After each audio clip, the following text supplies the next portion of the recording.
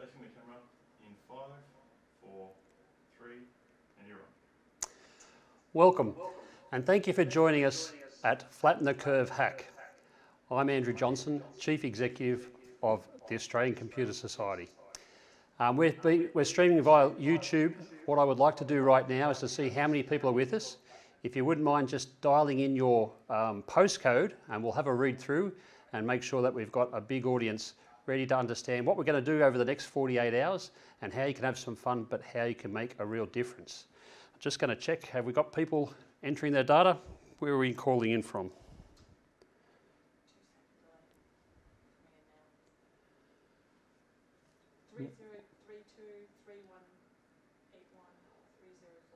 Lots of Victorians, thank you.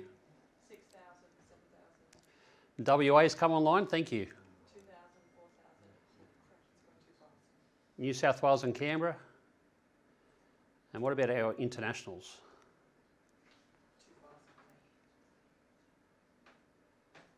2,000. Okay, while they load up, it's a really big 48 hours. We want to say thank you to everyone who's volunteered to participate.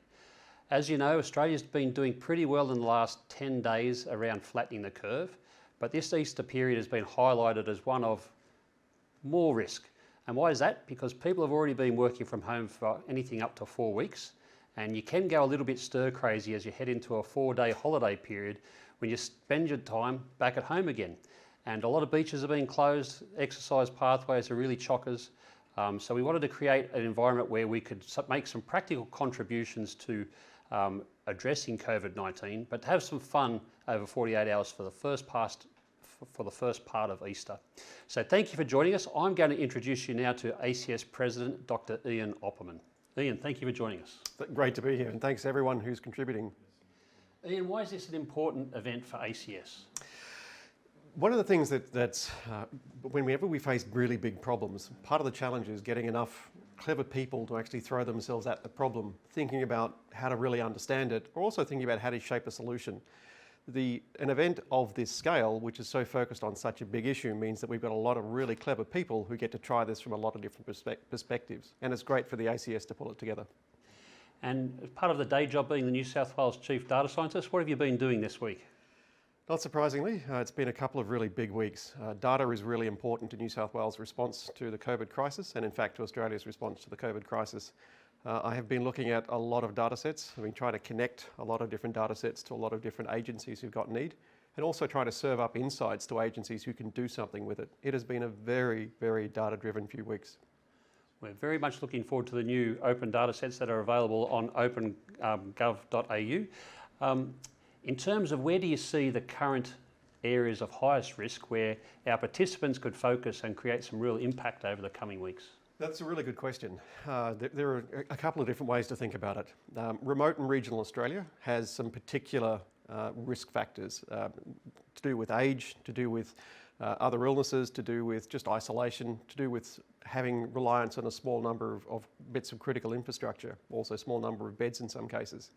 There are also real concerns around where there are elderly people more broadly in New South Wales, in Australia, and there are aspects associated with folks who are just not listening, or folks who really don't think it applies to them. We did a survey a little while ago looking at attitudes towards safe responses to COVID-19, and there are groups who really don't think that they're vulnerable and maybe don't think that they need to take as much care in terms of distancing and other measures as really they should. And what about in the sort of last 4 to 6 weeks? What have been the surprising new things that people are doing really well, that COVID-19's created that burning platform, and you can see a real pivot and people adding value? So people really seem to be following the advice. There have been a couple of flare-ups, notably we had the event at Bondi Beach some weeks ago where people really didn't follow advice. But since the advice has been coming stronger and stronger and the call out has been louder, people really seem to be complying, really seem to be following advice. The big thing is going to be Easter, of course. There's a strong temptation to meet and to greet and to be together with family. And as you said, quite a few people have already been locked up for a while, or at least self-imposed isolation for some time. So Easter really is a big moment. And part of the opportunity here is to really think through what we could do in the very short term, what we might do in the medium term. We know that Anzac Day is coming up. We have other holidays during the course of the year. And think about really what we could understand better, or what insights we could turn into actions to do something to continue to flatten the curve. So that's the immediate and medium term. What do you see as a longer term that might also need to be addressed? We know already that quite a few businesses are really hurting. Today I was looking at businesses that have moved online and looked at their relative growth or decay in transactions based on that movement to online. There are certainly some businesses which will struggle more to move online. Car repairs are an example of really, it's difficult to do that online. So thinking through some of those transitional moments, living in a world where there may well be for quite some time continued levels of some sort of isolation, some sort of distancing, some sort of need to be different. Coping with that, thinking about businesses that need to operate in that world, and then thinking about people that need to survive in that new world. If we look at it from a New South Wales government perspective, how important has data been to driving this response? If it wasn't such a serious situation, I would say I'm in heaven. Data is just flowing everywhere. We still have governance. We're still talking very seriously about privacy and protecting individual privacy. But data has really been flowing. People that I've been having conversations with for a long time about moving data along are rushing to help and rushing to supply data. And similarly, in the other way, we're rushing to supply them with data. We've had, again, a lot of conversations about the trust principles that we had developed in the quieter times, around privacy and the governance and transparency. All of those things we're trying to ensure that when this is over, that we've done the right thing. But people are moving really fast to help each other, and it's just wonderful. What about a message for our technology professionals that have joined us? I think you're awesome. I think you're absolutely awesome. What a thing to do, to give up your time over Easter to work on such a big challenge and to bring data to bear on it. I think you're absolutely fantastic, each and every one of you. I think your ideas are all great, even though I haven't heard them yet, and I look forward to seeing what comes out of it. You've mentioned that COVID-19 has been a real trigger for expediting data use. What about in terms of the economy and having certain sectors of the economy virtually closing down, while the vast majority might still be open? There is that burning platform. Any tips for how business can navigate this period of difficulty? So it really is a big problem. We've been looking at preservation, what we might call hibernation, and then recovery phases. And understanding what you need to do for your own business to go through that preservation stage, to do what you need to do in order to move online, to protect revenue streams, and also acknowledge and understand and face the reality of where those drops in revenue are going to be. The hibernation phase is ultimately, at least from government's perspective, thinking about how we keep businesses alive while we wait for the peak to pass. And then the recovery is again something which is really being data-driven, thinking about which industry sectors and by location are most likely to be stimulatable and what sort of stimulus packages are needed. So that's a government perspective, but as companies, thinking through the requirements to move online, the cybersecurity issues about moving online, the ability to do things differently in an online world, and then a bit of brainstorming, the sort of stuff that might come from this weekend's event, a bit of brainstorming about how to generate new business value in a somewhat changed and much more digital world. Let's just look at collaboration for a moment. So if people are working remote, how do you build new relationships in a 100% digital world? It's been quite amazing. During the course of this week, I've learnt more about my colleagues' home life than I ever thought I would. I've met most of their children. We've passed comments about their artwork and their backgrounds, and we have had quite a few funny moments. There was at least one occasion when someone walked in the background who had possibly fewer clothes on than they might have had under normal circumstances. So we've all had a bit of a laugh. We have also spent a bit of time going through our top COVID-19 playlists. Don't Stand So Close to Me, Stuck in Here With You. We've also had a few social events that if I'd still been in my home office, I'd probably be having a virtual drink with my colleagues tonight as we head into Easter. There has been some real creativity around operating in a virtual environment, and the willingness to collaborate has been through the roof. I'm sure it's not just happening in New South Wales, but as I said, I've seen people really come together, and that sense of camaraderie is just fabulous. What about in the context of international trade. So we've seen global supply chains really disrupted in a number of key areas, particularly medical devices and equipment. How can Australian businesses find new export markets in an environment where we've closed the borders for an underdetermined time at this stage? That is a tough one. There's a difference between coal and iron ore shipments and the amount of remote ability of that sort of operation versus people reintroducing plastic manufacturing in Australia through 3D printing. There are so many 3D printers being turned towards the COVID-19 response in Australia that really is quite impressive. And it shows that sort of manufacturing industry might come back into Australia in a slightly different format than we had thought.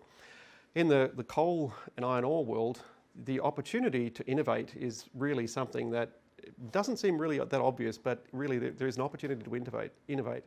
Talking to people about creating new digital ways of securing transactions, so thinking about how you'd use blockchain in a meaningful way for international exports, still doesn't take away that dependence on a small number of people to run critical infrastructure, but does actually provide the incentives to start to think through more of that digital equivalent of the physical world, the digital twin in some cases, or again, new digital technologies.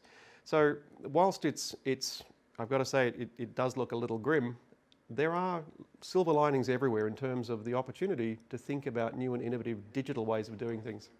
Thank you. I just want to welcome people dialing in from China, Singapore and Sri Lanka. Thank you for joining us. What about any examples that would inspire our participants of advanced manufacturing in Australia that has been repurposed, taken what they were currently doing to focus on new products or services for COVID-19 and adding value? Any examples that you could share? There have been some amazing things done where distilleries have swapped over to creating hand sanitizer. That's a bit of a shame for the gin manufacturing industry in Australia, but great for local supplies of hand sanitizer. There have been 3D printing, which has been used to print protective masks, the personal protective equipment. And there have been quite a lot of businesses who really are going through that phase right now of thinking about how we could do it digitally.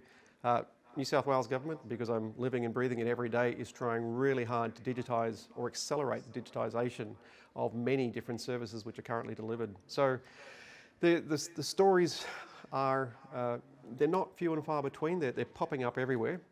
They're really at the early stage, but the one thing that's going to happen as a consequence of this is that we'll collaborate a lot more. Actually, there's more than one thing, but we'll collaborate a lot more. But we really are accelerating into the 21st century now. Like all of the restrictions and all of the concerns and all of the hesitation, this particular crisis has really helped leapfrog us into the digital 21st century. Fantastic. Any last tips for our participants? The most important thing to think about is who would use your insight, your product, your tool, your app. Is it really actionable? Does it make a difference to people's lives? Very often, events like this produce really incredible creative insights and ideas, but the translation into and who would use it, who's the market, who's the end user, it's really important to keep that in mind. But the creativity, I'm absolutely certain about. The heartfelt effort, I'm also absolutely certain about. But to create useful things, someone really needs to be able to pick it up and do something with it. And I wish you all the very best of luck. So with that, I'm going to have to ask one more question if I could. I'm not going to steal Steve's thunder, who will share how many people are participating in this hack, but a whole bunch of people who don't know each other in the Slack channel.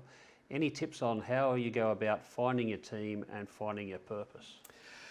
Teams, the best teams are always those that have diversity. Diversity of thought, diversity of age, diversity of thinking, diversity of background, diversity of skills. So that's a really, really good indicator for a great team.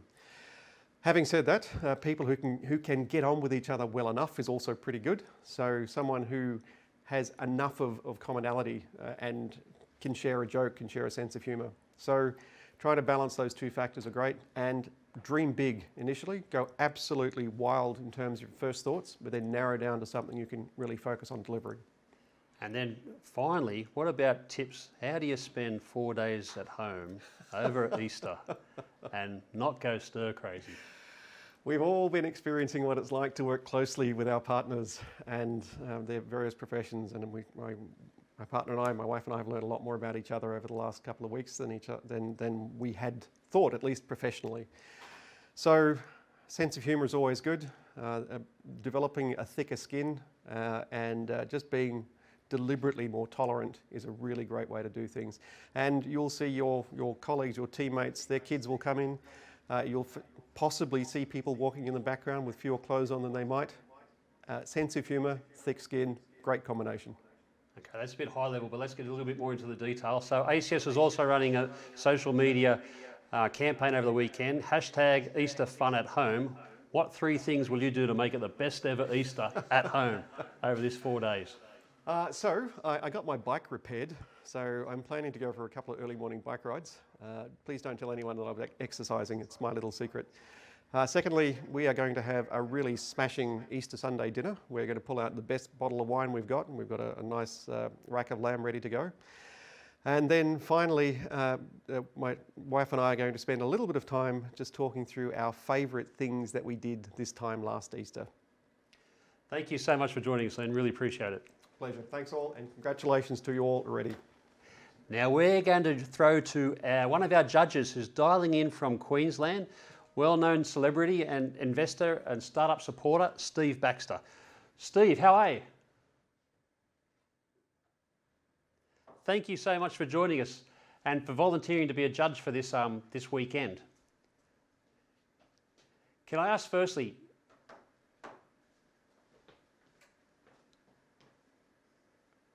what's your observations on COVID and its effect in Queensland?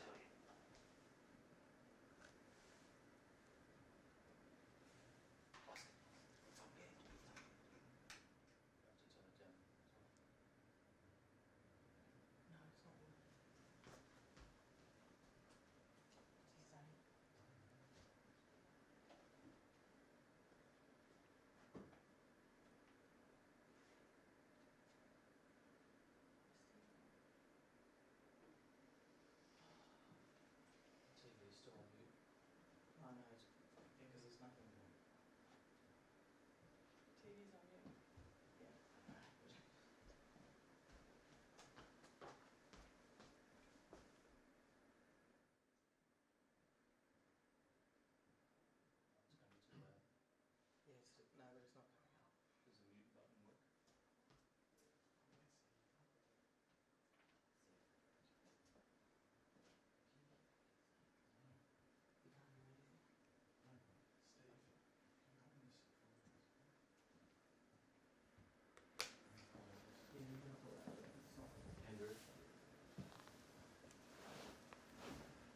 So we're just having a little bit of an audio challenge there with Steve. We're just going to fix that for a moment. So we've got Steve Nuri, who's heading the hackathon for us, taking the chair. Time to make the announcement, Steve. How many participants have we had register for this next 48 hours? Thank you, Andrew.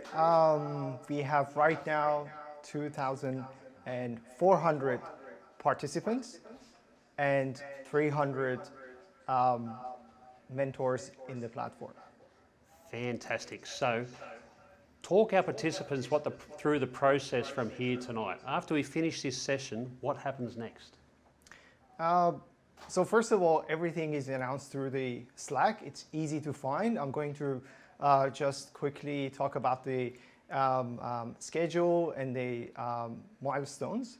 The most important thing for participants to network, find people that are enthusiastic about the same challenges, and form a team. So by tomorrow morning, 10 a.m., we would like to have all the teams sign up and form the team and find the challenges that they want to attack through the rest of the hackathon. And tomorrow, they need to just cruise through the day because 48 hours is not much. A lot of people actually underestimate it, and they want to tackle and make the whole thing through the last minutes. It can't happen. So they need to make sure they have the focus from the first minute. Our mentors are going to follow up every team members to make sure they're on track, they're delivering. If they have any challenges, they need to just come to our amazing mentors that are available through the platform. 24 hours, we have mentors from different time zones. So that is already taken care of. So they can just ask for help. And the most important thing for them on Sunday, they need to make sure they start making the video as soon as possible, because the video takes time and it is pretty much the main way they're going to pitch their ideas. They need to make sure that that's looking perfect. They can deliver the project, the solution they have made, and just make it as good as possible. By 7 p.m., they need to upload their solutions, the video. If they have done some development, they need to send us the GitHub link and some description about their solution. So just to qualify, because I heard you use the word Sunday, what's the cutoff time for uploading your videos? It's Saturday, 7 p.m. Which is Australian Eastern Time. Yes. So Sydney time for those who are dialing in from overseas. That's the cutoff date if you want to be involved in the prizes. So we better just qualify. What are those prizes, Steve? All right. So this is the first time we're announcing the categories of challenges. We have 5 categories. 1, identifying people in risk, vulnerable people, and how we can help them address their own challenges. And second is about education. Universities are probably one of the organizations that are hit mostly by coronavirus. And we need to find better solutions for everyone to upskill, to learn, and collaborate online. So we are looking for some solution about the future of the education. Third is about future of the work. All the businesses are impacted by coronavirus, and it is very important for us to understand how we can transform the businesses of the future to be immune to these problems. Definitely, it's not going to be 100%, but we would like to find some solutions to help. And finally, it's the health, mental health and well-being. We would like to understand what are the problems that we are facing right now that are not physical. Not everybody is impacted physically. Some people are stressed, emotional, maybe depressed through these problems, and we need to identify and see how we can help them, how we can find solution and let them to either socialize and network. And final one is about helping the current health system, either finding the right tools and making them have the resources they need, or changing the facilities to accommodate similar tools and facilities that are available in hospitals. And it's open for ideation. The health is probably the most important one right now we are facing, and we would like to see very interesting, impactful solutions. Excellent. So that's 5 challenges, and the prizes, there's first, second, and third for each challenge category. Yes. What are those prizes? So $50,000 pools of prizes. In each category, the first prize, $5,000, second, $3,000, and third is $2,000. So I'm just going to spend a moment thanking all of our partners for making those prizes available. There are a lot of them, but they are all very supportive of what's happening over the next 48 hours. So we have the Cybersecurity Cooperative Research Centre, AusCyber, ANSTO, and the Nandan Deep Tech Accelerator, Engineers Australia, Slack, IBM, AMD, GHD Digital, Synergy, Standards Australia, Diversis, NEC, KJR, Isobar, Capgemini, Factory Design in Melbourne, Coder Academy, Edith Cowan University, Hydro Tasmania, South Australia Power Networks, Fujitsu, Charles Darwin University, CanStar UTS, H2O AI, Servian, Protivity, Unisuper, Melbourne Water, Bupa, CyberCX, Pendula and Microfocus. Now, just want to say thank you. That's an incredible coalition of the willing. That's where the prize pool is coming from, but there's also a lot of energy within the teams of these organisations. So a lot of corporate teams participating, a lot of university students participating. We've got a really great diverse group and we're going to build some fantastic solutions. So now that we know what the challenges are, Steve, for those who have yet to secure their team, what should they do next? It is very important right now to use the Slack channels that we provide.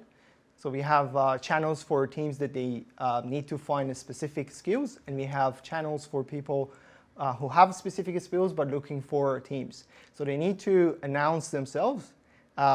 It's not a time to stay alone. They need to collaborate. They need to find a team as soon as possible. So get involved, announce their skills, and get in touch with our amazing mentors. They will help them to find their teams. So 2,300 people, that's a lot. So you really got to scramble, pick the one that you're most passionate about and reach out to people proactively. Yes, that's very important. We have seen that already pretty much 50% of them, they have their own teams. They already know some people, which is great. Some of them started very early finding and forming the team, even some ideas about how to tackle the challenges, which is very proactive. And we love all these hackers that are super active. They're very vocal. And the rest, I think it's the best for them. Through tonight, they find their teams, because from tomorrow, it is very important to start tackling the challenges. There is no time. So what's the key to a successful team? As Ian just said, diversity is very important.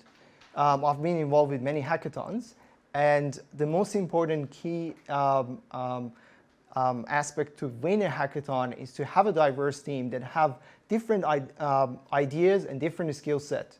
Because you never know what interesting idea will come around, and you need to be prepared to address and deliver. So you need to have designers, developers, business people, and also people with no background in tech. They're all welcomed. And the second most important thing is about timing. If they want to be very successful, the timing is super crucial. Everybody needs to make sure they're available. They communicate very well through the social media and through the Slack. It is very easy for them to dial in and have stand-ups in the morning and some milestones to make sure that everybody is on track. Also, mentors will be following all the tracks and make sure that nobody's falling behind. What about tips for how do you manage an international team across different time zones? It is an interesting new challenge, I guess. But there are also lots of tools out there, like let's say Trello boards. So you can have all the different responsibilities, break down from the day one. You know already you want to make a website, you need to produce content, some people need to take care of the video. So all these tasks can be broken down into Trello board, even if the time zones are different and you don't have much face time with each other. You can have one or two milestones that you gather and understand the blockers and help each other to cruise through. Fantastic. We're really keen for all of our participants to share your journeys on social media using the hashtag Flatten the Curve Hack.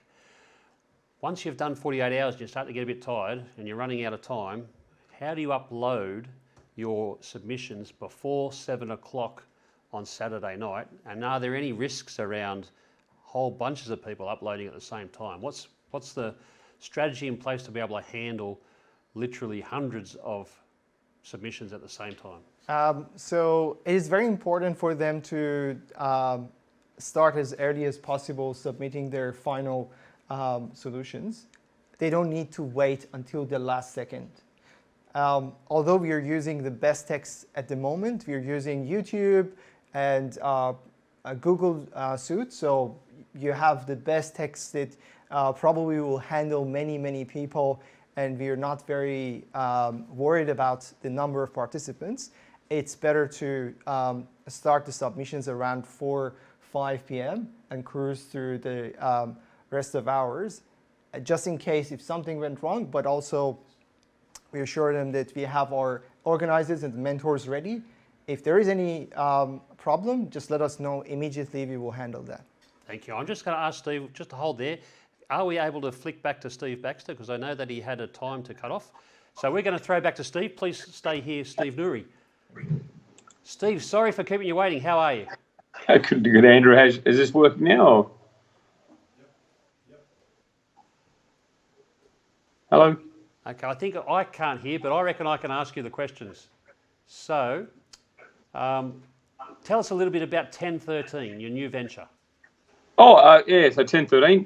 So it's an aligned syndicate investment platform where we basically investors get the chance to invest alongside my family's money. We invest in about 10 startups per year. Early stage, sort of seed phase, Series A startups, network software related sort of stuff ACS does.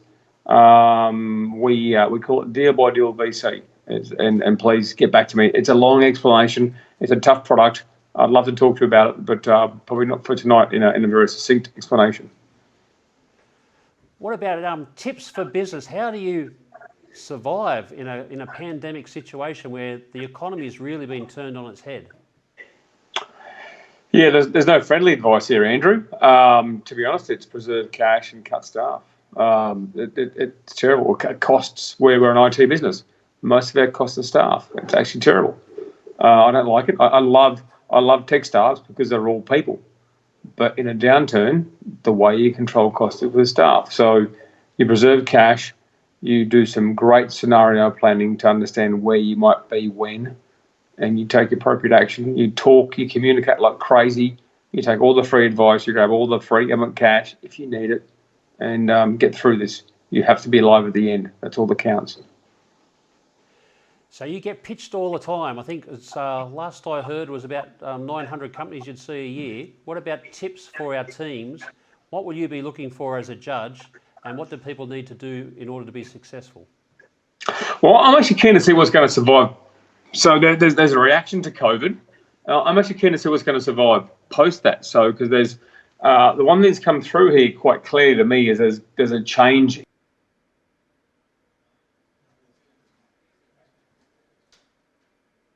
Online consults for GPs, as an example. So I'm keen to look at things that I'm very keen to support things that might help in the short term. Don't get me wrong, but I'm very keen to see things that will actually power us through the change in society that this will bring. And it's an unfortunate juncture that's done it to us, but we're going to actually see it in society. So yeah. COVID-19 is affecting everyone differently. What are your observations about where, if teams focused, they could offer the greatest impact? So we've got 5 challenge areas, but where do you see real pain points in society and the economy? Oh dear. Look, generally I'm a small government sort of person, so I think that and so that would bias my answer. So the biggest gains I see right now is straightening out the inefficiencies we had pre-COVID with respect to GPs and pharmacies. So if we can do something there, let's get people away from the high concentrations of disease being GPs and pharmacies, which are also high concentrations of inefficient business.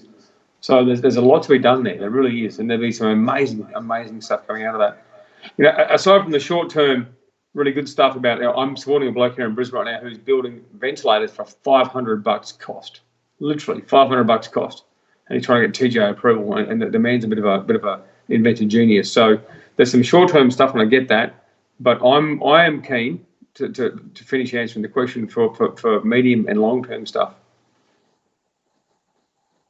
What about any observations of companies that are doing well despite the challenges being provided by COVID-19? We've certainly heard that to take away food supplies, drivers, deliveries are ramping up. We've seen our retailers, Woolworths and Coles, just being inundated with supply requests. But other companies, perhaps in the tech sphere, that have been able to withstand the early challenges around COVID-19 and finding gaps in the market where they can add value? Well, I'm not sure about gaps, but I'm definitely, so in our portfolio, we have 35 companies in our portfolio, hopefully 36 if they accept the term sheet today. We've had a pretty good day. If you're online and you have a business that doesn't need face-to-face out of the house stuff, then you're doing really well. We've got 5 or 6 of those out of those that are doing really, really, really smashingly well, embarrassingly well. So I'm not going to name them because it'll be embarrassing. And the other 30 doing badly. Literally terms like cockroach mode, how to reduce cash burn, how do you renegotiate leases, what does safe harbour, what insolvency change, what does that sort of turnaround sort of system looks like? So for the most part, most are doing bad, and there are some absolute standouts, but the standouts shouldn't gloat because I think it's quite temporary, to be honest. We're all going to feel this. What about a question I've asked both Ian and Steve Nuri? What makes a good team? And we've got about 50% of our participants yet to find their team. Any tips on how to get a team that'll be likely to succeed? So you got, was it 2,400 responses, Andrew? Is that right? 50% are already setting their teams on the Slack channel, but there's still 50% to go, and 10 o'clock tomorrow morning is coming around very fast. Well, I think I was stoked when we had 120 people turn up to a startup weekend in Brisbane. So 2,400 seems to be a bit mind-boggling, to be honest. I don't know how you organise in respect to those numbers, but in general, I'll talk about teams in general. Teams are important. And what I will say is don't underestimate the opportunity that these hackathons give you. And I'll give you an example from the first startup weekend that River City Labs, now owned by the fantastic ACS, we did the back in, I want to say it's 15 or 16, 13 or 14, I can't recall now. We had 4 companies come out of that. Cohort Pay, we had Tanda, we had an instant message app, I can't recall, who ended up getting like $5 million for Murdoch, and one other who really escaped me. We had 4 companies, 2 are on the path to unicorn for one startup weekend. A bunch of people got together in one startup weekend and went, okay, it was Arcos Labs. It was a fund capture, Arcos Labs. They've just taken like a $30 million round from US VPs and Microsoft. So, good things happens out of this. This feels good to do, but good things will come. So, whilst that weekend there's a lot of low-hanging fruit, don't underestimate the opportunity that being connected to 2,400 like-minded people are going to bring. So embrace it, get into it, and do some good. Thank you. Just before we say goodbye to Steve, I wanted to share, Steve said good things will happen, and one's just come through from Antler. The winners of the ACS Flatten the Curve Hack also have the chance to earn a place in Antler's Startup Generator program. The early stage VC firm will assess winners and have the option to offer up to 2 teams the chance to participate in its June cohort, and if successful in the program, could go on to raise $100,000 in pre-seed funding. So Steve, thank you so much for joining us. Plenty of people making offers. It's a great size community at 2,400, and can't wait to see what the submissions are looking like on Sunday, and then for you to run your expert eye over and find where the best of the best are. Thanks for joining us. Thanks, Andrew. Thanks to ACS and all the team there. You're doing a fantastic job. Thanks, mate. We'll come back to Steve Nuri. The questions have been coming in thick and fast on YouTube. Chiza Gurung, we have a team of 7. Where can we register our team and where can we submit the report? So the team will register tomorrow 10 a.m. We will send them the links. The links will be available tonight. And it's a Google form, easy to enter the names of participants. And the final submission will be open on Saturday around 2 p.m. Thank you. So, Chiza, in case you haven't already registered, is it too late to put in people's names tonight? We're still keeping them open for another 2 hours, and just they need to move fast. And the web address? It's ACS website. I cannot remember exactly the web address. I'll share it with them under the this video. We have Monica Geary. What is MVP? So the most viable product or MVP is usually a product that can deliver the functions that promised, but it's focused around the main functions and doesn't have all the capabilities that will be later developed. So it's just something that delivers the main functionality. When Zoo, is video necessary? No, Zoom is not necessary to use. They can use Slack. Up to 15 people can use Slack to talk to each other. I think that might be about submissions. Is video necessary? Yes, video is necessary. They must submit a link. They can submit their videos in YouTube and then give us the link. And there are some criteria around the video. It should be 2 minutes long. It should talk about their challenge that they're attacking and their solutions and how they implemented it through the 48 hours. Excellent. We're going to just hold there. We'll come back with Steve because we've got Jane Burns, who's one of our mentors, dialing in from Melbourne. Jane, can you hear us? I can hear you, Andrew. Jane, just tell us a little bit about yourself. What's the day job? I wear many hats. So I've worked in suicide prevention and mental health and wellbeing for the last 20 plus years. I am currently a mental health and wellbeing innovator at Bupa, so really interested in how you actually change the way healthcare is provided. So with a focus on wellness right through to clinical care. I chair Open Arms, which is a Veterans Families Counselling Service, and chair a social enterprise called Street, which focuses on young people at risk of homelessness. So many hats and different focus, but always with the lens of how do we keep people mentally fit, healthy and well. And what about your observations? How is, firstly, Victoria, but Australia in general, responding to the COVID-19 challenge? Look, I think actually pretty well. What's been interesting, and as sort of, the previous guys have sort of talked about, it's a massive change. It's unprecedented. There's so much that is unknown. But what's been clear is two key messages of the things that we can control and that we can do. So one is social distancing, and certainly observations around social distancing is that apart from a few hiccups, we're actually getting the message loud and clear. The second is really around hygiene and how you actually keep yourself safe from COVID-19. And again, from what I've observed and certainly from what you see online, people tend to be following that. One of the big challenges though, and I think, COVID-19 right now, everyone's focused on how do we actually control the illness and how do we flatten the curve.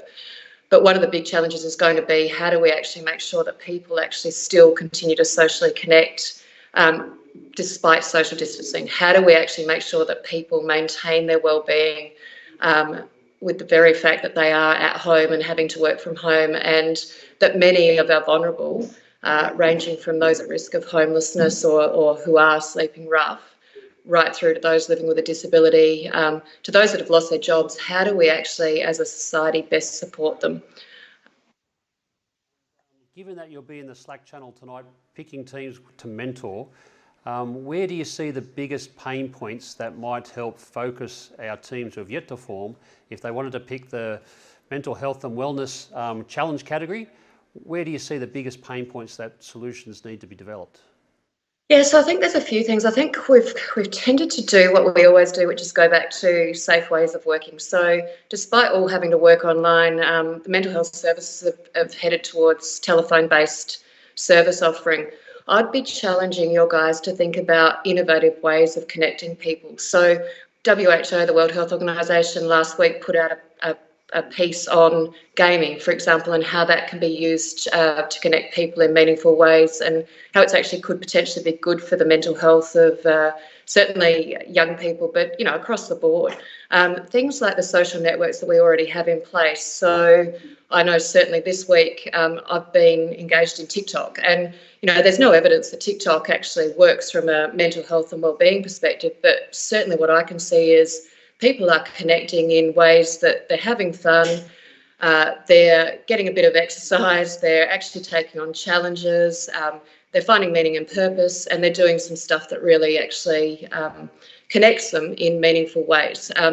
Certainly, and I think Ian talked about this, different ways of connecting in ways we haven't thought of. There's a whole heap of resource out there, but people are just confused by how much information they see. So if in the challenge people can think about streamlining activities, thinking about how they can use the resources that already exist, proactively reaching out to people. So rather than relying on someone, experiencing a challenging time, having to pick up the phone and speak to a counsellor, what I think would be far more innovative and clever is how do we actually connect Australians in a way that actually keeps them connected and doing things that are meaningful to them. Now that might be TikTok, it might be music, it might be gaming, it might be a favourite recipe, any of those things, but it's actually shifting the dial from, of course everyone's going to be feeling anxious and of course everyone's going to be feeling that this is a hugely challenging time, but how do we shift it to wellness and inclusion and connection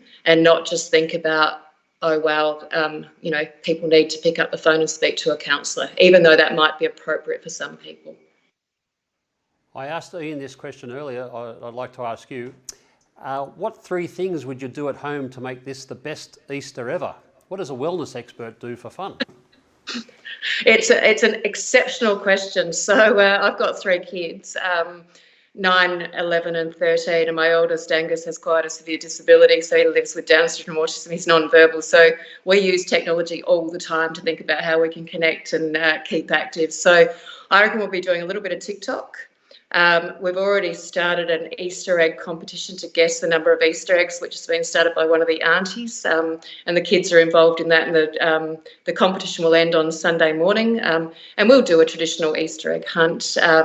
My kids love doing all of that, and probably share photos and speak to grandma on Facebook, which we've been doing with both sets of grandparents. So again, I think thinking about outside of the square and how do you actually connect and stay connected to your family, your friends, and you can't get out into your community, but you can certainly engage with your community in the online environment. And what about, as a mentor, any tips on the perfect or most ideal sized team, and how would you intend to support the team over a 48-hour period so they can start to plan when to communicate, when to reach out to mentors, and to be efficient over what's a really short time frame in order to get working prototypes up? Yeah, so I think it's been touched on before, but I think diversity of thinking is really important in this space. Do a bit of homework, so spend your time checking out what already exists, because the last thing I suppose anyone wants to see is a replication of already existing tools, resources, online platforms, mobile apps, any of that sort of stuff. When you've got an idea that you feel comfortable with, start to test it. And I think, again, this is all about connecting communities and having fun. So bring a sense of humour and a whole sense of think outside of the box and think bigger than a traditional way in which mental health services are traditionally sort of supplied. We've got a whole opportunity to really reshape the sense of how mental health is important to everyone. It's not just about being unwell and seeking support, it's actually about keeping people mentally healthy and well.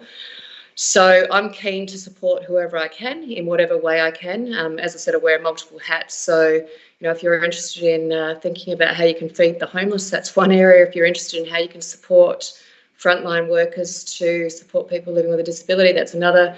And if you're really keen and interested in supporting whole of communities to connect when they've been and forced to socially isolate, then I'm more than happy to provide some support and advice. And I think there's some great tech out there already that you might want to build on.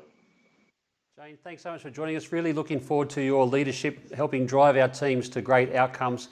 Thanks once again, and look forward to your feedback on how they go over the next 48 hours. Yeah, and thanks, Andrew, and great initiative, and really, really pleased to be a part of it. Fantastic.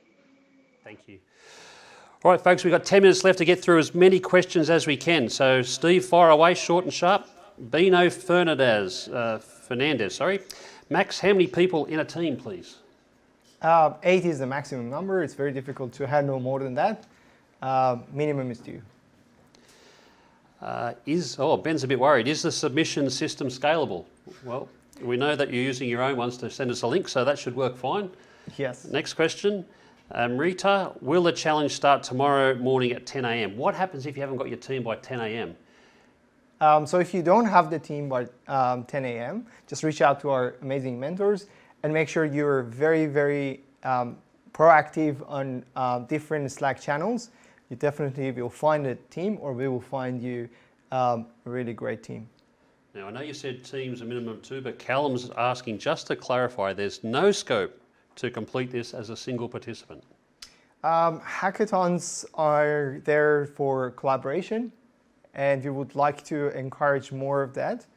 So please make sure you find another person that shares the same passion for the challenge, and 2 is the minimum. Thank you.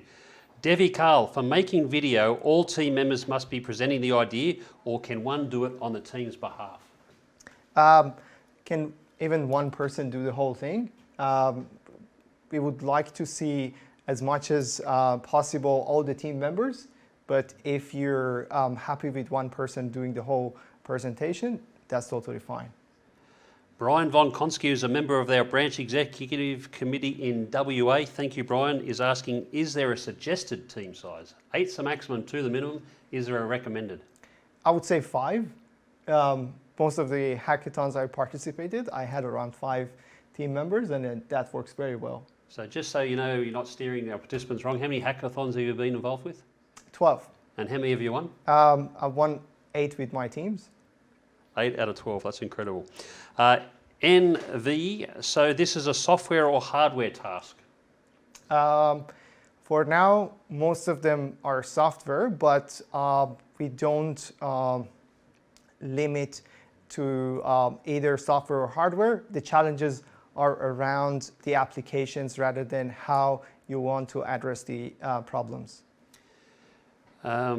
Is there a place where I can find the challenges? Is there a document?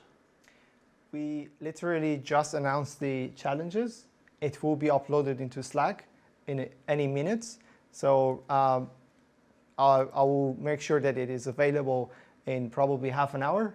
And you can also reach out to mentors for further clarification. Thank you. The Light Bulb Lounge is asking, how do I access the Slack channel? That's great. So you need to register first through ACS website, fill out the Google Forms. Within 1 or 2 hours, you will be sent the Slack channel invitation, and that's the easiest way to do it. So the ACS website for those dialing in from overseas, www.acs.org.au, A for Apple, C for Charlie, S for Sam, .org.au. Big web banner in the middle, just click on that, it'll take you through to the landing page. Alan Wong, can MVP be a prototype such as UX UI, paper demo, rather than an actual product? Yes, it can be. Definitely, we will accept any submission, but there's extra point if you actually produce something usable. So it's open even for ideation. Even if you just have the idea and you cannot deliver, it is still fine. But we encourage you to deliver as much as possible through the 48 hours. Now, as people log in and can get a little bit hard and a bit worrisome when you get to 10 o'clock tomorrow morning, you haven't picked your team, just explain to our audience why this is important and why they should stay motivated and make sure they see this through to the end. So first of all, the hackathon is around a great cause. We're going to find solution around coronavirus problem that impacted all of us in Australia and the whole world. And secondly, hackathon is the best initiative for people to network, learn from each other, find some interesting solution that might even further become a startup idea or something that they want to later tackle as a greater project. So there are lots of good outcomes out of such a platform. And what is better than getting a prize? So there are also some prizes to win. The Serge asks, do the teams pick the mentors or is it the other way around? It can work both ways. Right now, we're trying to first find the teams and then assign mentors to each team. So we have a lot of mentors. The good news is we have enough mentors to have one mentor per team. And also we have mentor leads. If you don't have a mentor assigned to you, make sure you reach out to mentor leads and mentors. But also mentors are looking for teams and we will actively assign them. And what about for our mentors who are dialing in? What's a recommended number of teams to be looking after? That must max out at some stage. It's only 48 hours. What would you recommend? So the good news is we had a lot of mentors, and right now we're planning to have 2 teams per mentor, and it will be around 10 to 12 people per mentor. And also we have mentor leads organizing and coordinating 10 to 15 mentors.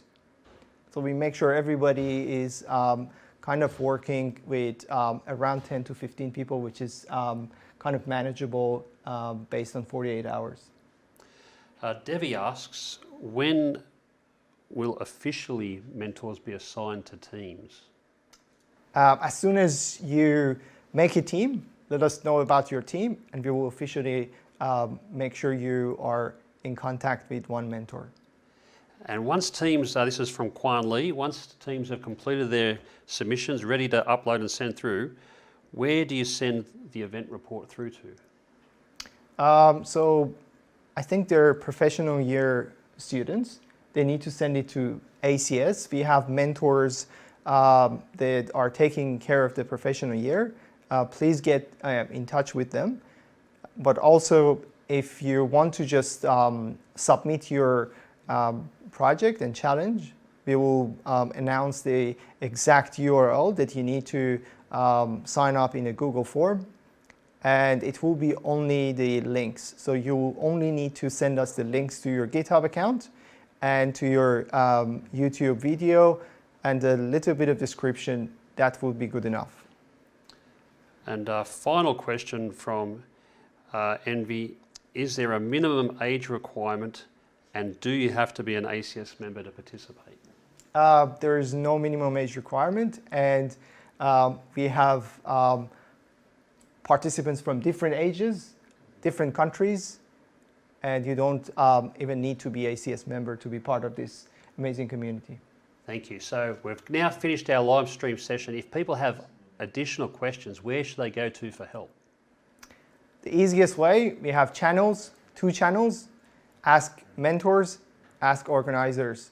Just make sure if you have any question, reach out to either of these channels, and we have 24 hours people available to answer your questions. So that takes us to the end of this afternoon's session. We just wanted to say thank you. We've been really blown away by the response, and it's an indication of people really wanting to make a difference. We are all in this together. It's been said a lot, but the virus affects all of us, and if we can help crush it and get the numbers down really low, then our way of life will be far better. So thank you for putting your hand up. Thank you for participating. It's really important. 48 hours is not a lot of time. Don't be afraid with what you have at the end. Put it up. Good ideas start from somewhere. And once we get those ideas and start to share them around on social media, it'll start to create other ideas. Please share your journeys on hashtag Flatten the Curve Hack. Thank you once again, and look forward to seeing the results come Tuesday night. Thank you.